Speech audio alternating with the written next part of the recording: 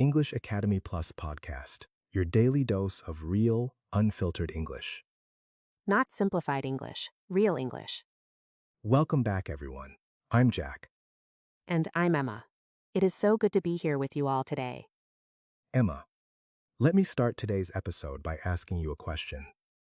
When you first moved abroad, and I know you've lived in a couple of different countries, what was the very first moment you realized, oh wow, I am definitely not in my home country anymore?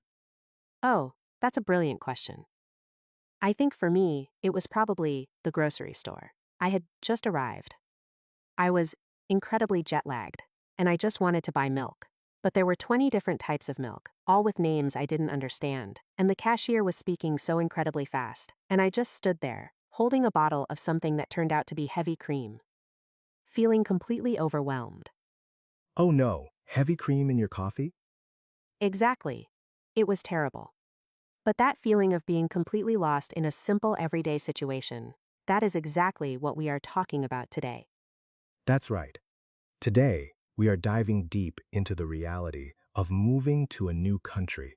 We're talking about culture shock, the expat reality, and the emotional roller coaster of living abroad. If you have ever lived abroad, are planning to, or just want to understand what it's like to navigate a completely different culture, this episode is for you.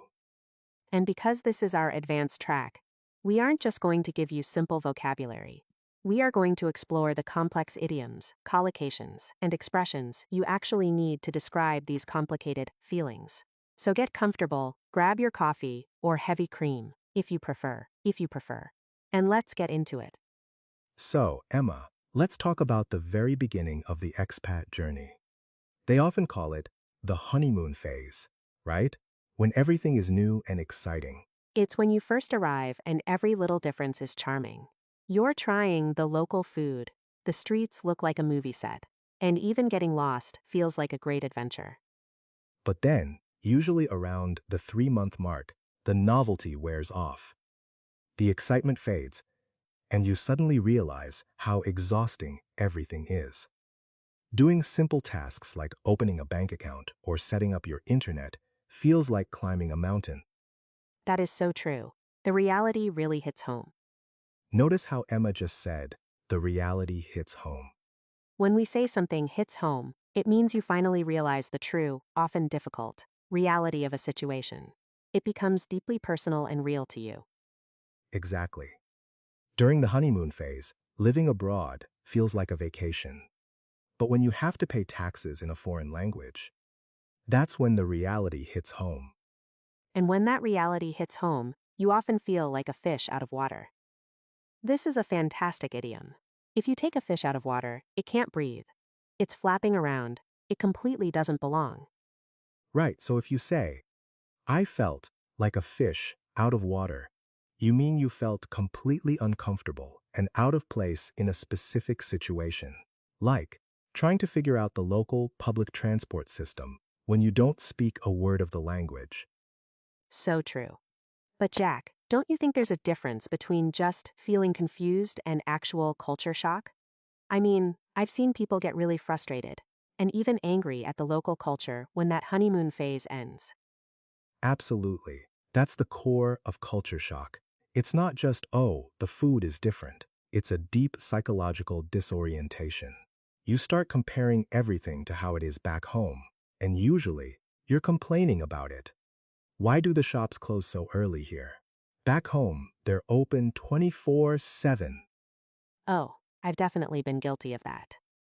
It's a defense mechanism, really. You're exhausted from constantly translating the world around you. Which brings us perfectly to our next point, the language barrier and the identity crisis that comes with it. This is a huge one. When you are operating in your second language, your personality often changes. You know, back home, I'm quite a funny, talkative person. But when I first moved abroad, I was so quiet because I couldn't express my jokes in the new language. That is such a common experience. You feel like a diluted version of yourself. You know you're smart, but you sound like a child when you're trying to debate politics or express a nuanced opinion. Yes, And that's when things easily get lost in translation. Lost in translation. We use this phrase when the true meaning, feeling, or nuance of something cannot be successfully communicated in another language or culture.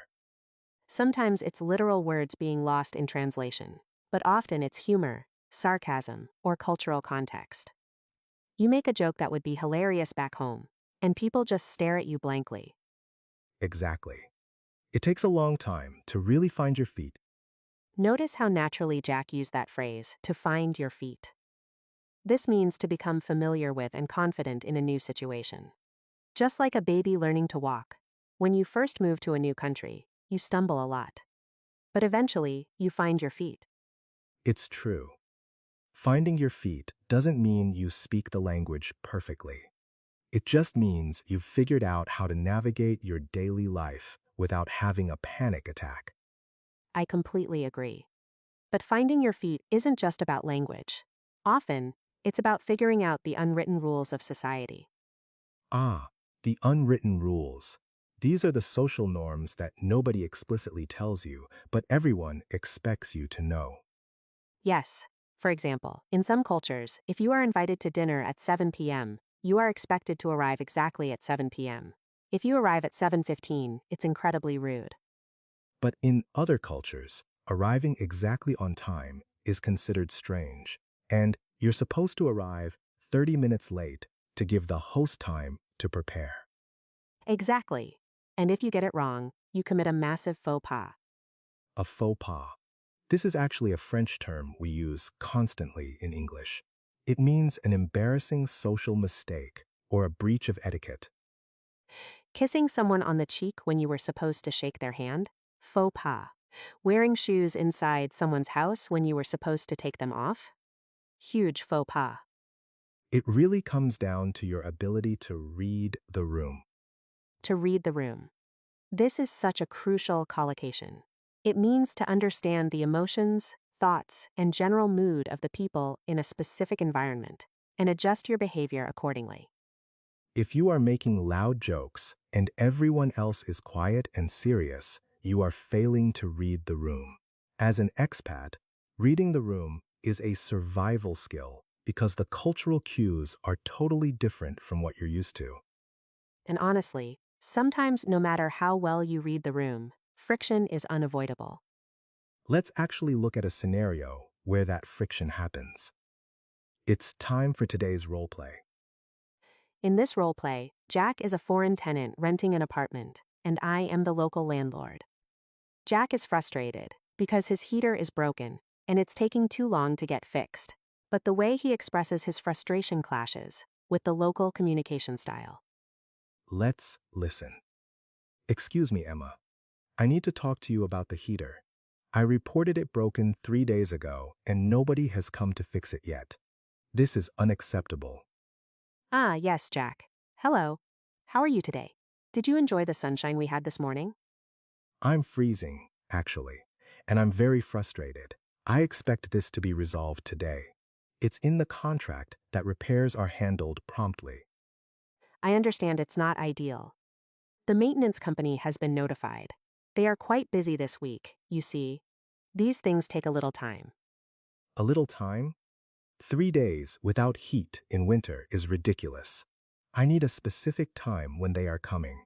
Otherwise, I'll have to hire my own plumber and deduct it from the rent. Jack, there is no need to be so aggressive. We are doing our best. Threatening to withhold rent is not how we resolve things here. Patience is appreciated. Wow. Okay, let's break that down. My approach was very direct, maybe even confrontational. In some cultures, that's just how you get things done. You state the problem clearly, quote the contract, and demand a solution. But as the landlord, I felt you were being incredibly rude. In my culture, you always start with small talk. How are you? Did you enjoy the sunshine? Before bringing up a problem. And you never make direct demands or threats. It causes people to lose face. This is a classic expat misunderstanding. It's not just a language barrier, it's a cultural barrier in communication styles. The tenant felt the landlord was being dismissive and indirect, while the landlord felt the tenant was being aggressive and disrespectful. Exactly. This is why adapting to a new culture requires so much empathy and patience. You have to realize that your normal isn't universal. Quick reminder. If you are enjoying this deep dive into real English conversation, make sure you hit that subscribe button. We release a new episode every week to help you bridge the gap between textbook English and real-world fluency. Now, Emma, let's talk about the later stages of living abroad. The homesickness and the expat bubble. Ah, the expat bubble. When the culture shock gets too overwhelming, a lot of expats retreat into a bubble. They only hang out with other foreigners. They eat at restaurants that serve food from back home, and they isolate themselves from the local culture. It's very tempting. Sometimes you just want to talk to someone who understands your cultural references without you having to explain them. But if you stay in the bubble too long, you never truly integrate. It's a delicate balance. It's totally fine to crave comforts from home when you are feeling homesick. But you also have to push yourself out of your comfort zone, or you'll miss out on the incredible growth that comes from living abroad. And eventually, if you stay long enough, a weird thing happens.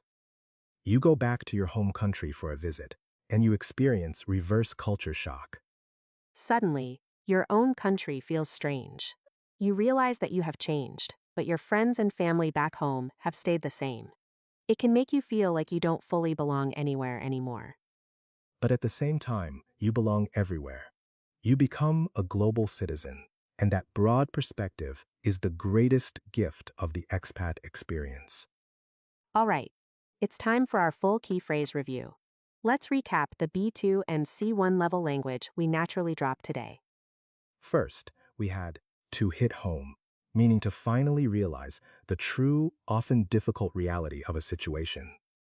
When I had to navigate the healthcare system in a foreign language, the reality of living abroad really hit home. Next, a fish out of water, feeling completely uncomfortable and out of place. At the local networking event, I didn't understand the cultural etiquette and felt like a complete fish out of water. Then, lost in translation. When the true meaning or nuance fails to be communicated across languages or cultures. I tried to make a sarcastic joke, but it was completely lost in translation. To find your feet. To become familiar and confident in a new situation. It took me 6 months in the new city to finally find my feet. A faux pas, an embarrassing social mistake or breach of etiquette. Arriving an hour early to the party was a huge cultural faux pas. And finally, to read the room. To understand the mood and emotions of the people around you and adjust your behavior. As an expat, learning to read the room is essential for avoiding misunderstandings. Fantastic review.